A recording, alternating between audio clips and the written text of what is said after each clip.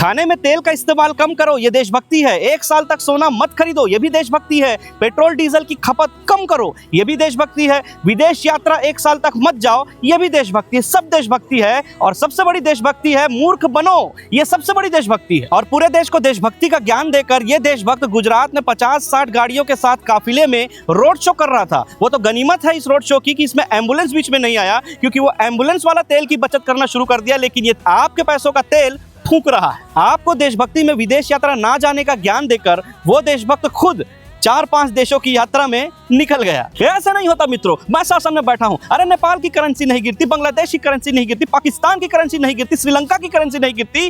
क्या कारण है कि हिंदुस्तान का रुपया पतला होते जा रहा है? अरे यही सवाल तो हम 2014 से आज तक पूछते आ रहे हैं जनाब। 63 रुपए जब डॉलर रुपये वैल्यू थी, तब से लेकर आज 93 रुपए हो गया है। हमें जवाब सिर्फ यही मिला कि रुपया कमजोर नहीं हुआ है जी, डॉलर मजबूत हुआ है। तो जब रुपया कमजोर नहीं हुआ है जी, तो ये विदेशी मुद्रा के नाम से फट क्यों रहा है जी? आपको सन 2008 की बात बताता हूं, जब पूरी दुनिया में आर्थिक मंदी थी। अमेरिका जैसा देश, वहां के बैंक बंद हो रहे थे, वो अपने एम्प्लॉइज को नौकरी से निकाल रहे थे। लेकिन हमारे देश में उस समय एक ऐसे शक्तिशाली प्रधानमंत्री हुआ करते थे जिन्होंने कभी हमारे देश के लोगों को नहीं कहा कि तेल खाना कम कर दो, पेट्रोल डीजल कम कर दो, विदेश यात्रा बंद कर दो, सोना खरीदना बंद कर दो। कभी नहीं कहा। उन्होंने अपनी टैक्स नीति, अपनी आर्थिक नीतियों से भारत में आर्थिक मंदी का एक रद्दी भर भी फर्क पड़ने नहीं दिया। और तो और पूरी दुनिया अपने एम्प्लॉइज को नौकरियों से निकाल रही थी, लेकिन भारत एकलौता ऐसा देश था जो उस समय लोगों को जॉब दिया करता था। इसीलिए दुनिया ने मनमोहन सिंह जी का लोहा माना कि भारत में आर्थिक मंदी का फर्क अगर नहीं पड़ा है, उसका कारण डॉक्टर मनमोहन सिंह जी थे। लेकिन वर्तमान में आज हमारे यशस्वी, ओजस्वी, तेजस्वी, फर्जी विश्वगुरु, फर्जी ग्लोबल लीडर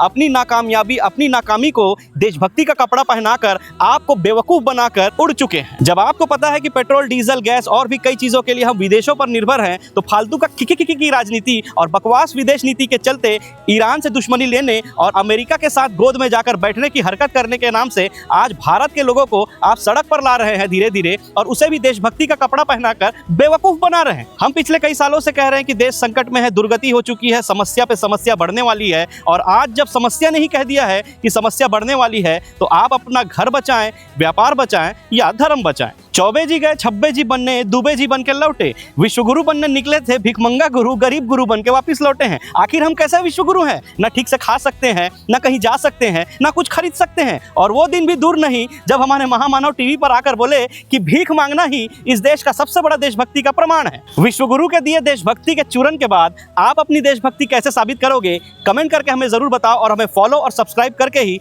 वीडियो को स्क्रॉल करो।